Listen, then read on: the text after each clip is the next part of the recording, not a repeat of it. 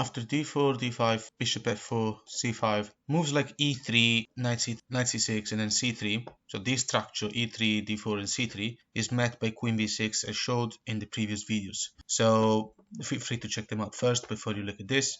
After queen to b3, now there's a trade, there's an attempt of trade. Now the move is, well, we don't take the queen because that white will be able to centralize his pawn and get a rook on an open file. The move here is c4. We're attacking the queen, we're forcing the queen away, or we're forcing her to swap. And when the queen is gone, we will have control over the light squares that we will apply through the bishop to f5 move, and also the white player will have a queen that is locked inside its own territory. So yeah, as I said, it's important to look at the previous videos before you look at this one. Right, in this video I'm going to go through the swap. Queen takes queen. So after that, well, obviously we only have one move.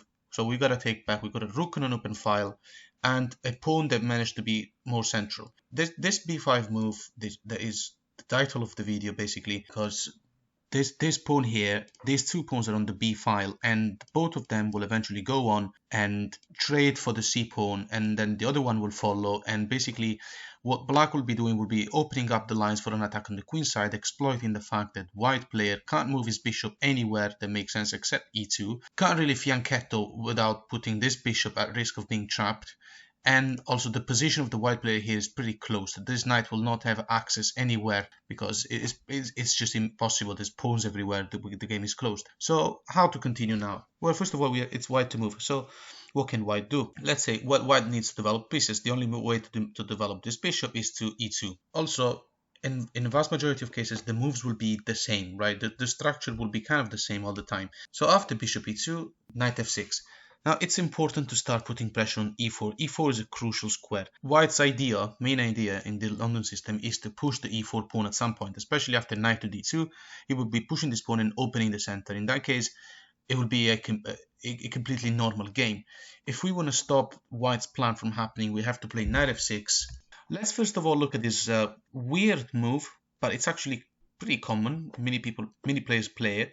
Let's just look at what happens after the bishop attacks the unprotected pawn in b6. So after bishop c7, black pushes the right. Now the future of the b pawn in this specific system is to go up and get traded with the c pawn, and then the other b pawn will follow. And so basically black will be reducing the number of central pawn of the opponents, giving up these two isolated pawns, and then eventually transfer the rooks on the queen side, and well, all sort of attack are coming. So now white can continue with this plan. So that is the idea of the specific variation. Bishop to c7 attacking the undefended pawn, and then knight a3 attacking the pawn in b5. So the move now is b4. Taking would be a disaster because of knight b4 threatening a fork and forcing white to make damaging moves. So let's say, for example, pawn takes, knight takes here. I mean, it's something that it's even pointless to analyze because this is threatening rook takes knight, for example, as far as I can tell, and pawn takes, the knight fork, and by the time the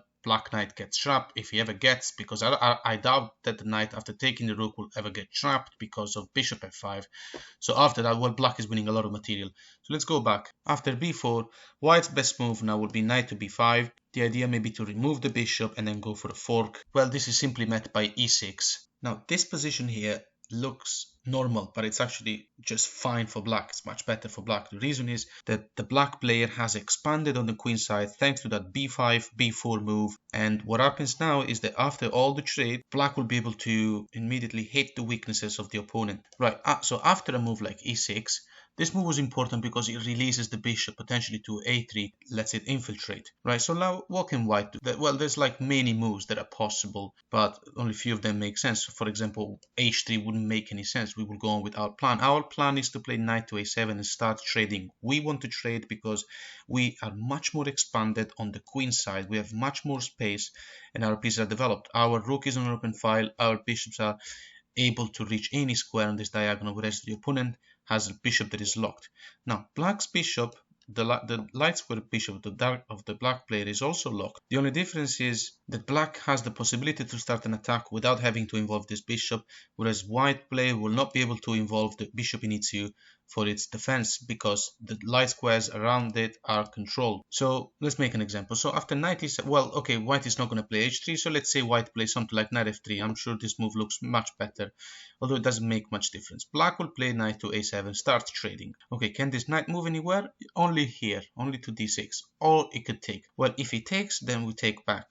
And the goal now is to play pawn takes, and after pawn takes, then we can infiltrate the bishop with the idea of reaching b2, attacking the rook or taking the pawn. We don't necessarily have to do this. After bishop to a3 and knight to e4, it will be absolutely impossible for white to stop the black player from winning the c3 pawn, and that will be a pass pawn which will be protected by b5, and it will be game over. So after the trade of knights, let's say now what can white do? Well, taking the pawn in b4 wouldn't help. Bishop takes, that comes to check, white loses the right to castle, and after that, I mean, why would white put himself in such a situation? Let's say king d1, just to make an example, or even king f1, it wouldn't make much difference. Black has a variety of options. The one I'd pick for sure is b5, and after removing the bishop and b4 and then c3, we can produce a passed pawn. Okay, so let's not make that same move, of course. Right, here we are again. So after the variation of the knight swap, rook takes. Let's say white doesn't take this pawn, but rather just castles, plays a completely normal move. Well, then we're just going to take pawn takes. The plan is always the same. White takes back because I suppose the opponent doesn't want to lose material for nothing. After this move, we will simply go on with the plan we've discussed, knight e4, and white is now, and the black player now is winning the c3 pawn, and is also producing a very strong passed pawn that is able to be supported twice. And so that is completely winning. Can this pawn be defended? Well, how? With the rook, okay, it gets attacked. And then the rook moves again, and now black simply continues with bishop d7, and a move like bishop a4 is unstoppable, and white is losing a lot of material. Even another option would have been, say, like after knight e4, attacking the pawn, and white plays rook c1, also rook a2 is completely acceptable. The engine will give the same evaluation, which is something like -6 right now. Like back at the same position.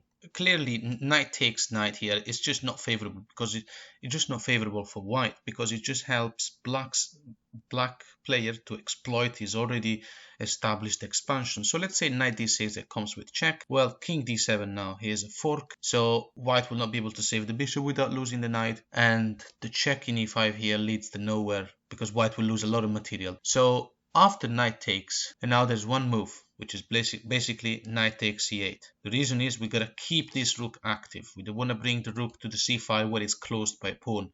So knight takes back, and now this bishop goes back to f4, and it seems like the white player managed to win the opponent's bishop pair and is ready for a normal game. Well, this is already game over. This is already very favorable for black, because what's going to happen now is we're going to hit this weakness of the c3 pawn thanks to this b5 move idea. So black will just continue by taking the pawn, and now white takes back. This pawn is, we're going to attack it with knight e4, attacking this weakness, and after taking the pawn we will have a passed pawn supported by two other pawns, and black is completely fine. What happens after, let's say, castle? Now black can already take the pawn in case he wants to, although I recommend playing f6 just to avoid this annoying check and then having to move again, and maybe the white player might be keen on sacrificing the knight in c4, and after pawn takes and bishop takes, then white might continue the game by giving up a knight for two pawns and continue with the bishop pair, open endgame with two bishops. I'd really love to play it. So after f6, and then let's say a move like to defend the pawn, not with this rook since the a2 pawn will fall, but even rook f to c1 is met by moves like rook a3. That works. And well, since the light square bishop is missing, since he had been traded by the knight, and bishop a3 here would be kind of weak, not really working because we don't have any light square attackers. So we're going to go with the rook. This is perfectly fine. Black is about to win this pawn and use the passed pawns to create a strong advantage. Right, so let's go back from the beginning. After c5 and this structure with the e3, c3 pawns, the queens come on the board. Queen b6, queen b3, we attack the queen and start making this bishop weaker. Queen swaps, we take back, of course. And now let's look at, let's say, knight f3 is the first move. So what's the move now? b5. We're already pushing this pawn, right? We gotta do this attack quickly before the white player gets the chance to open up the center and then nullify this attack. So b5 comes immediately, right? What can white do right now? It's a pretty close position, so either bishop e2, knight d2. Let's just go look at one of them. But the thing is that both of them are going to happen. The white player will have to develop in the bishop in e2. There's no other choice, and I'll explain why in a second. After knight goes to d2, so the knight is developing, black plays h6. Now the reason for this move, it's important, is the bishop wants to be placed in f5. We have to protect it, we have to keep control of the square e4 as much as possible. We're going to use a knight in f6 and the bishop in f5 and the pawn in d5, because otherwise white player will have a chance to push the pawn. If white pushes that pawn, all our plans will be dismantled and we will have to play an open game, and we will lose control of our system, whatever we are learning, in order to always defeat the London system. h6 comes because we want to play bishop f5, and that will stop our opponent from playing a move like knight to h5, because we will be able to play bishop to h7, retaining control over this diagonal and threatening a 4. So let's have a look. First of all, as I promised, to explain why the white player will never play a move like this, like g3 to develop the bishop in fianchetto, which seems like a better diagonal with the white bishop. Only problem is that the bishop risks of being trapped. So for example, g5, where does the bishop move? Okay, e5, then f6, where does the bishop move? Okay, c7 is the only other square available, but then we play rook to a6, and now this bishop has no access to b6 because the rook, no access here, also because the rook and the knight, and so the next move is going to be king d7, and the bishop is going to be in trouble. So that's why g3 is weak. So after g3 in the attempted fianchetto of the white player, g5, so after the move bishop c7 and rook a6, threatening king d7 and then f6, trapping the bishop, white can try e4. The idea is to take the pawn here with an attack on the knight, take the pawn in d5 with an attack on the knight. That's going to be annoying, so we have to play e6 first. White can play, and this is a computer move, g4. The idea is to play bishop to g3. And now black plays rook to h7. There's an incredible idea now, a beautiful move. If black were to play again, f5 will win the game. The reason is that if the bishop goes back to g3, f4 traps it. And if the bishop stays there, well, it gets taken. And if the bishop goes to e5, then black takes the pawn. The knight in f3 will have to move. And then after taking the bishop, doubling up the pawn of our opponent, we're going to have material advantage and superior pawn structure, not to mention the bishop pair. It's going to be an easy win. And so, well, the black player doesn't get to play two moves in a row, of course. So what can white do? Well, white might decide to save the bishop by going to g3, for example. And now black takes the pawn. We don't have to worry about these two pawns as long as they're protected. We take the pawn, force the knight to move. This comes with a tempo. f5 now attacks a pawn and a knight. And after takes, now the knight will have to move. The bishop is at risk of being trapped. So if the knight moves, we trap the bishop. Knight d6 is the only move that works here because, well, it's check. And this is a check that allows... This is a check that is protected by the bishop itself. So the bishop will not be trapped because after bishop takes knight, bishop takes back. It seems like the bishop is safe. The black player is threatening to win the pawn in d4 with the discovered attack on the bishop. How to make it happen? g4. And now the knight will have to move. After the knight moves, let's say knight to d2, knight takes d4, comes with an attack on c2 and the rook's attack on the bishop. So that's terrible. Knight e5, pretty much the same thing, except white can take back and now rook takes bishop. Black is much better than white, but at least white is not in the exact same devastated situation as the previous line. Right, back at the starting position. After c4, attacking the queen, and queen takes back, we take back. And after the normal move, knight if the b5 comes, right? So after knight to d2, the white player is putting more attack on e4, so we have to play h6 for the reason we mentioned earlier. Bishop f5 will have a shelter and also threatening the fork in g5 in case the bishop is attacked by the knight. So after this move, well, we just explained why developing the bishop in fianchetto will be really bad by white. So let's see white playing a normal move like bishop e2. And now bishop f5.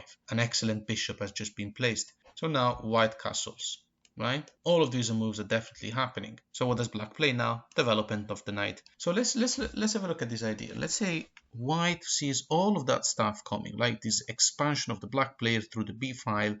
He sees it coming and he wants to start challenging it. So let's say he plays something like this, right? That's a potential idea. And you say that maybe let's start swapping stuff and maybe I'll transfer the rook on the queen side, and after a bunch of trades, I'll be able to maybe open the game and continue a normal game. Well, this loses anyway to e6, right? Black is much better now. The idea, well, if black were to play again now, it would be amazing to play bishop a3 because the bishop's controlling the whole diagonal. The bishop is infiltrating and winning a pawn, and also soon enough producing a pass pawn, winning quite a bit of material. So, well, of course we don't get to play again, That's the idea. So what if white tries to stop it by taking the pawn? Well, that's really bad because we take back, and that just makes our life easy. Well, after take, so the threat now is to play bishop a3, which goes on to just grab a lot of material. What if white plays the only good move in this position, which is the only way to stop the infiltration of the dark bishop? So it's a4, of course. The bishop will not be able to reach a3. Well, then black simply develops the bishop, and then it is a slow plan, but this pawn is going to fall. The plan is low, but it's a close position, so it's inevitably going to happen. Black will have to castle, and after castling, rook a6, rook f2 a8, and eventually win the pawn. If not, well, the transfer of the rooks on the queen side after we have expanded so much and opened the file makes just perfect sense and gives black a better endgame. And so here we are again after the b3 idea, and black plays e6. Previous line we went to pawn takes, which is really bad because it's just making life easier for black. So after b4, let's say white thinks, okay, let's just close the whole game. Well, yeah, then in that case white is forgetting about the weakness, and the weakness is the c3 square, which we have created through our queenside attack. So now the move is rook a3, attacking this pawn. Can white stop it? Well, not really, because if knight goes to b1, attacking the rook and protecting the pawn, then simply bishop takes, and after bishop takes, then whichever rook the white player wants to use, then we're taking this pawn, and then we have a knight and a bishop attacking here. We're going to have like a couple of pass pawns at the very least. And let's see, instead of like knight b1, can white protect? Well, not with this rook, of course, because of rook takes pawn. What happens if rook f to c1? It looks like it's holding things together, yet black is going to play bishop to e7, and then castle, and then this rook will end up in this file. And remember that this bishop is controlling these two, especially these two like diagonals, which will stop the opponent rook from participating in the defense of this pawn, and black player will be able to infiltrate these rooks without problems. Right, so here we are getting the start after the swap of queens. Knight f3, b5 comes immediately, and after knight to d2, we have to play h6, that's important, bishop e2, and bishop e5, and after the castle, knight f6. So what happens after knight to e5? This is an idea that the white player is usually, in so many different occasions, the white player of the London system put the knight in e5, the knight just stays there, is often protected by another knight in f3. The idea is to also create a backwards pawn here, but not necessarily, but they have, this knight is just very well placed there. It's a very well known thing for London system players. So now black plays e6. We don't care about the knight taking us. Also because the attack of the b4 pawn is potentially supported by the bishop as well. It's not just the knight. So the knight is not the only defender of b4. So let's potentially look at this. Right, so knight takes, we take back. And now knight f3. The white player is trying to go on e5 and go for a weakness, which is fair enough. Now black plays knight to d7. The idea, of course, is to build the usual pawn structure that we've also seen in previous videos, when you get to play this pawn structure with f6 and g5, and basically this dark square bishop's got no access literally anywhere that makes sense, at least, and it's a high risk of being trapped, and this knight in f3 is going absolutely nowhere. So we want to build up pawn structure, so we're going to start with knight d7 so we can play f6. After knight d7, the goal is to play g5, and after bishop g3, f6, and then moves like knight b6, knight a4, and then going for this pawn. I know it's very slow, but this is how to continue. So let's go back. Just remember in these kind of patterns that the move b3 here, if you happen to have a bishop in f5, you can immediately punish it with bishop a3. Right, you get taken, you take back, that's not a problem. And bishop b2 just wins a lot of material. You got a rook, you got a pawn here, right? That is inevitably going to happen. So right, let's go back a bit. Basically after the knight has reached f3, and he wants to go to e5 to attack this backwards pawn, we're going to play knight e7 as we agreed. After knight goes to e5, for example, then we just take, and we don't have to worry about this pawn anymore. Now, how does white take? Well, taking with the pawn will be really bad for the pawn structure, and after taking with the bishop, we're just going to play king d7. What's the idea here? Are we winning? Are we losing? Well, the idea here is to just start advancing the king. The game is closed, but it can be easily argued that the black players' bishops are better because white has a bishop that I don't really like too much. And well, neither the other one, I have to say, especially after the expansion on the king side, this bishop will become weaker and weaker. After king to d7, right, now it's white to move. What does white play? Well, look at black's rooks. Black's rook has got a huge freedom. It's got an open file. There's no white rook on an open file. Black is about to expand on the king side. White player cannot expand anywhere, basically, because black's expansion on the king side will come with threats. f6 come with an attack on the bishop, then g5, h5, h4. All of these moves will come with threats. They will come with tempos, whereas white just doesn't have that thing. What if white tries something different? Let's have a look at this kind of move, right? b3, we saw how bad it was because of the infiltration of the bishop. Let's see something like a3. How do we go on now? Well, nothing much really. The white player in this specific variation has been doing his best, like knight e5, trading the knight here for the knight in c6, releasing a little bit of pressure on b4, and now plays a3 to put more attack on b4. So the white player has rightfully identified the threat of black pushing to b4 and has played these kind of moves, and for this reason he deserves to be rewarded with a little bit of a longer game, but yet still losing. So f6 comes now. Where does the bishop go? Only square that makes sense without losing tempo. f4 will come with the tempo, so let's go to g3. After g3, now black plays c5, and now we're offering again more support to the square b4. So now the black player has a very simple goal. Moves like g5, g4, h5, bishop e7, all of these moves are coming, and we're gonna launch an attack on the king side, swap everything, and then transfer the rooks. Our rooks enjoy freedom because they're both open, whereas white rooks don't. So we're going to use that advantage to create threats. So what happens after, for example, pawn takes? Well, then we can just take back. Why are we looking at this? Because this other variation of the g5 and then h5, g4, and so on, it was completely winning for black. What if white tries a counterplay and say, okay, I've realized my lack of activity of my rooks, I'm going to bring them on an open file. Let's say I'm going to take the pawn in c5, bishop takes back and develop the rook. I can put the rook on an open file, so white is trying to find some counterplay, maybe later f3, e4, potentially maybe bishop f3, potential ideas. And so how does black continue? Well, the same thing that we just mentioned. So g5, and all of these moves, h5, g4, they're all happening. So what happens after h3? The bishop finding a shelter, play h5. Notice the difference in freedom between the white pieces and the black pieces, right? This bishop's got nowhere to go except back. This bishop can go to lots of different squares.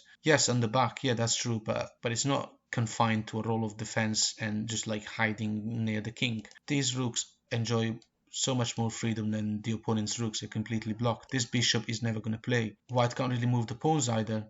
So let's say white plays something like even h4. How do we continue this? Well, we push the pawn. White pieces are so useless. The black can literally make a plan like bishop e4, even push the pawns, then bring the king in, then the king, and then the pawn, maybe f5, f4, and so on, and bring the rooks to the f file and put more pressure, simply because white will never be able to play anything. And potentially the idea of the white player to double up the rooks in this case wouldn't even work, because rook d2 is met by b4. And so there's going to be a bunch of swap if pawn takes and rook takes, if this pawn takes, and we can take with the bishop with the same threat. So let's see instead, in this scenario, this kind of move, b3. We could even take this pawn, because after our b pawn is going to be so strong, because after takes, and then even bishop takes here comes with check. But after moving, this pawn is going to be unstoppable in b2. The rook will not be able to go to b1. The rook is going to infiltrate. So the bishop b5 check was kind of harmless, because we finally managed to produce the pass pawn that we wanted to, and especially thanks to our moves like h6 that allowed our bishop to stay forever in f5, or at least forever in this diagonal, just making this rook weaker, right? So the London system, even in this variation, proves to be just the usual very dry opening that, if dealt with through knowledge, can be stopped. Now let's look at just another quick scenario, like after b5, like white plays knight f3 and then b5, and then this knight d2 move, and black plays h6. I just wanted to quickly mention that someone may notice that the e4 move can already happen and black can already open everything. Well, again, as I said, we need to prevent that. We don't want that to open, so we have to play e6. I think this was pretty clear, and well, if it wasn't, then I'm saying it again. Of course, if black takes, then we're gonna take back with the pawn, and we do have the exact same strategy as before, with the bishop going to f5. If white doesn't take, then what's our plan? We cannot place the bishop in f5 anymore. Fine, we're gonna go with with b4 anyway. That was the whole point. We're gonna take this pawn, they're gonna take us back, and then we're gonna infiltrate our pieces. Of course, in this type of scenario, bishop a3 wouldn't be effective, because the rook can go to b1 and the bishop is not infiltrating in b2. Well, in that case, what we're gonna have to do is a combination of our rook and knight. So let's say after b4, something like, well, of course, pawn shouldn't take because of knight b4. So let's see, oops. So let's see bishop e2, take, and now we're gonna make this kind of move, knight f6. This is crucial. It's important that we understand this move, right? Of course, the idea is not to take this pawn. The idea is to take that pawn when the rook goes to a3 and puts pressure on this square. Right now, the bishop, the light square bishop, is not able to reach d2 and protect this pawn. This rook is not able to go to c1 to protect the pawn because of the a2 pawn. So the plan is this: rook a3 attacking the pawn, and then knight taking this one. If the white player were to take our pawn, we will happily take back and get the amazing reinforce of the monster bishop, right? If white player will not take, right, and we should always assume our opponent will play their best move.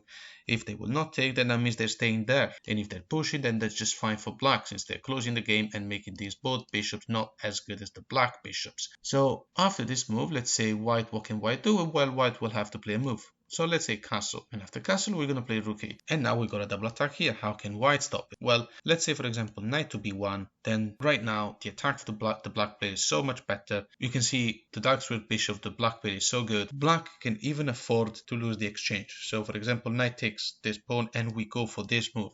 So if you remember in the previous videos, one of them had this, the one with the queen a5 check, after the one where bishop plays to b5 and then queen a5 check, right? That variation, we were focusing all our effort on going for the c2 pawn, and eventually that was the protagonist of the video.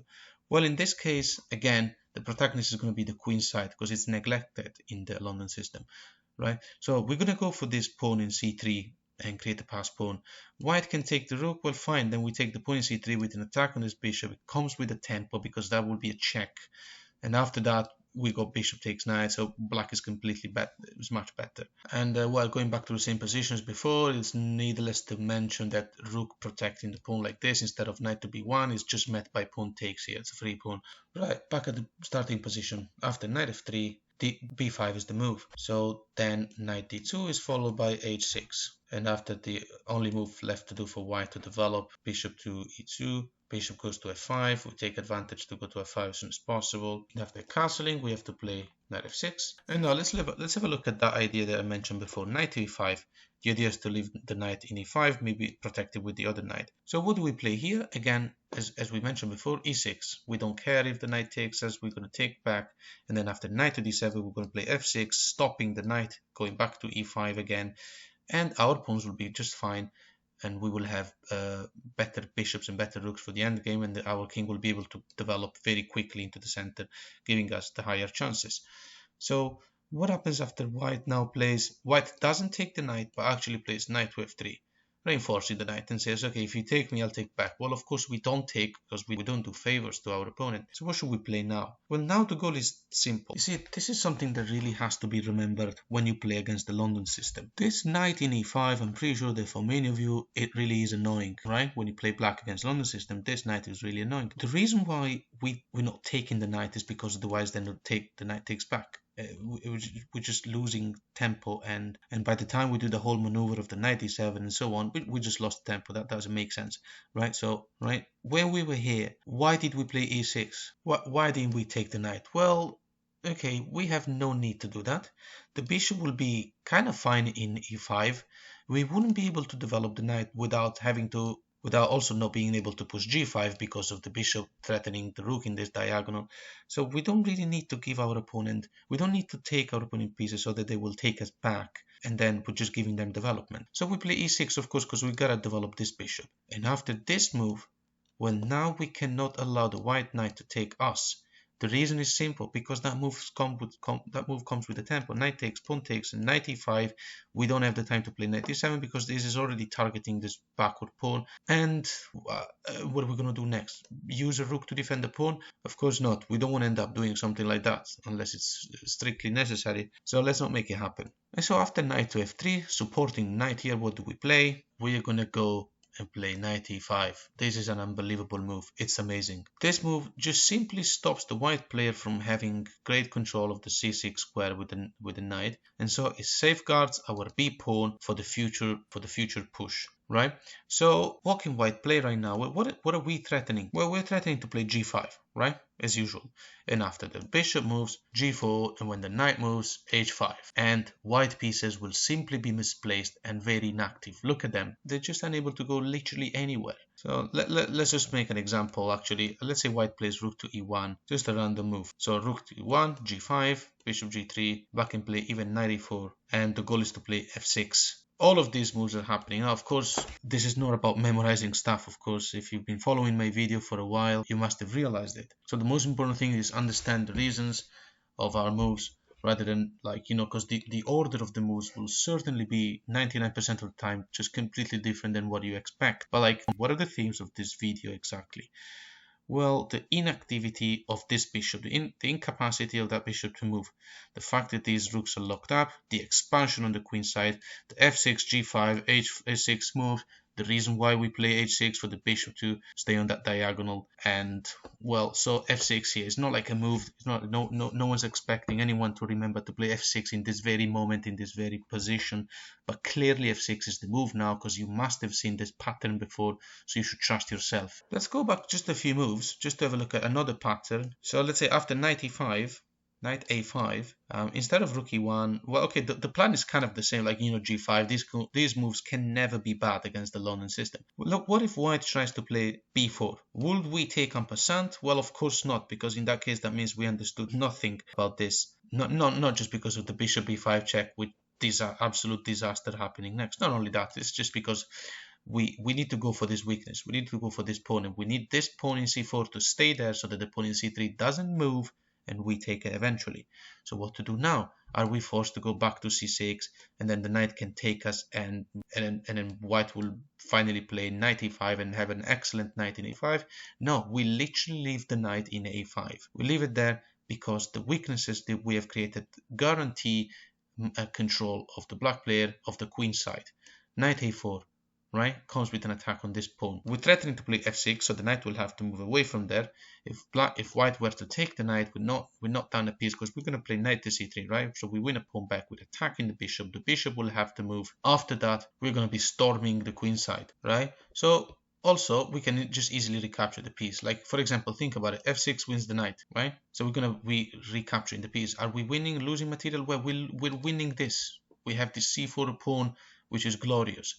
So we're going to go for that. If white defends the bishop, then we'll just play f6 and trap the knight. And also the freedom of the black pieces will be amazing after rook takes, and even b4, b5, castling, of course, developing the bishop, and just go to support this passed pawn. Right, one very last example in this line. Right, so queen b6, queen b3, c4, attacking the queen. If the queen moves, then have a look at the first videos that I've made about the London system. There's actually not much here. It's all very simple, and it's just plenty of good winning chances for black. Well, in this case, in this video, we're going to the swap. Oops, pawn takes, pawn takes. What happens after the immediate knight to d2 move? Well, that means that the white player, instead of playing knight f3 or bishop e2 immediately, as we saw at the beginning of the video, is trying to go for e4 immediately. And so what do we do now? We play knight f6. We gotta start putting more attack on this square, and we have to be careful to how we manage this. So after e4, we really don't want to lose the c4 pawn. So after e4, what do we play now? We play b5. So if white were to take us, then we can just take back, and the knight comes with an attack on the bishop. And after the bishop moves, we just carry on with the game. So let's look at this pawn takes variation in a second. Let's look at, first of all, another one that is like e5. Then, of course, knight to d7. And now we're just making an idea on how to develop the same plan, basically, on the queen side. Is this the right moment to play b4? Well, yes, it is, because now you recognize that we are threatening to make this c3 pawn backwards and then a future target. Or if we get taken, then we can take back with development of the pieces and threats. So b4, let's say white plays a move like e6, right? We haven't seen this type of scenario today, so let's look at it. We take, there's not a problem. There's no queens on the boards. We don't have to worry. How do we develop this bishop? Through a fianchetto. It's absolutely fine to develop this bishop through a fianchetto because our knight is still protecting b4. So g6, and after a move like knight f3 and bishop g7, the white player might go for this pawn in e6. Then we just move the knight to b6. The reason is that we've got access to a4 and to a very weak pawn. So let's say, for example, white tries to improve the position of the pieces, like knight f3. Like these moves don't have to happen, of course, but I'm just saying this is an alternative to what can happen, especially if you're playing with a player that is like not rated anywhere near 2000, for example. Then they might try something weird, which is wrong, but they might try it, and you gotta be prepared. And like, you know, these kind of moves, for instance, you know, this idea of the pawn going to e4 and then e5 and e6, it is something that, to be honest, I have encountered sometimes. After this kind of moves, now the goal is knight to a4, attacking this pawn. Now black has two attackers on c3 and should be able to win this game easily simply because of that, and because of the creation of this incredible c4 pawn. Let's go back to the starting position for the last variation of the day. So after knight d2, knight f6, and after e4, black plays b5 because it's so important to keep this b5 c4 support, right? So let's look at pawn takes, right? White is now opening the game, so this is already, it's not very good actually. Black is just comfortable here. So there's just going to be a million other variations, a million things that can happen right now. Of course, I will leave it to the understanding of chess of the players, because of course we know here to memorize a trillion variations that are possible. So for example, a move like bishop e3, no one needs anyone to say that obviously the move is knight takes, because then makes this a backward pawn and you know, takes the bishop pair from the opponent. So let's just go bishop g3, which makes perfect sense. What is the plan here? The plan is, of course, we're going to keep these two like this and just push on the king side, right? We're expanding both on king and queen side for this. This is already just fine for black. Black's idea here is to play f5, f4, right, and win. Of course, we don't get to play two moves in a row.